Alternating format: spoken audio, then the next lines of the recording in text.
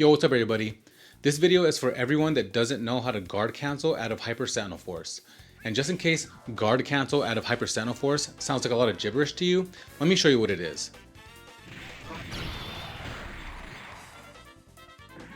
It's essentially push blocking at a very specific time to manipulate your block stun frames, which will then allow you to super jump out of Hyper Sentinel Force before the last set of drones hits you. Sounds more complicated than it really is, but I promise I'll make it nice and easy to understand.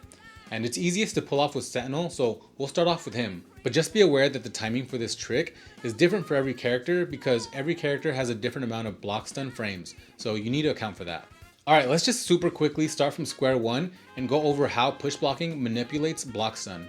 Here you see me blocking a beam, rocket punch, Hyper Sentinel Force block string. The block string is so tight that I can let my stick go to neutral and the game will auto block for me because there's no gap long enough for me to stop blocking. Here's the same block string, but now you'll see that if I push block during the block string and then let my stick go to neutral, it for some reason skews the block stun frames, which then allows me to get out of block stun. That's as deep as I'm going to go with block stun manipulation because that subject can get pretty crazy and it's deserving of its own video. I just want to get you understanding just enough to pull off this guard cancel trick, so let's keep it going. So usually when a Hyper Sentinel Force is about to come your way, more often than not, the opponent is trying to lock you down with a similar block string that I showed earlier. Which is great because we actually need something to put us in block stun in order for us to push block at the right time that we need to push block in order to pull this trick off. While you're in block stun, you need to push block when the first set of drones is in the center of the stage, and you can use the timer as a visual cue. And now comes the scary part. After you push block, you need to let your stick go to neutral, which will then allow your character to get out of block stun. It looks something like this.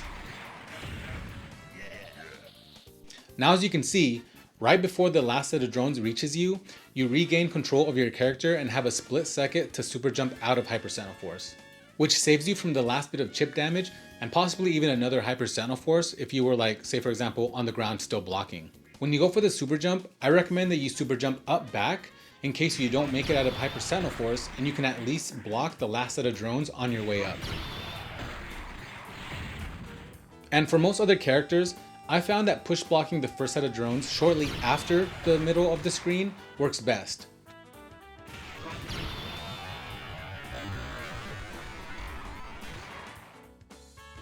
Ultimately, you want to experiment with your characters in training mode so that you know the perfect time to push block. If you're watching this before the release of the Marvel vs. Capcom Fighting Collection and you want to practice this with a record function, I suggest installing the emulator NullDC to a PC or laptop. I have a video on how to install and set up NullDC for training mode, so I'll link that below. If the Fighting Collection is already out by the time you're watching this, then get your ass in training mode, man. What are you waiting for? Alright guys, that's going to be it for this video. I have a playlist here with more of my educational content if you're trying to learn some more Marvel. And do me a favor, and if you learned something, like the video. Alright guys, I'm out. Peace.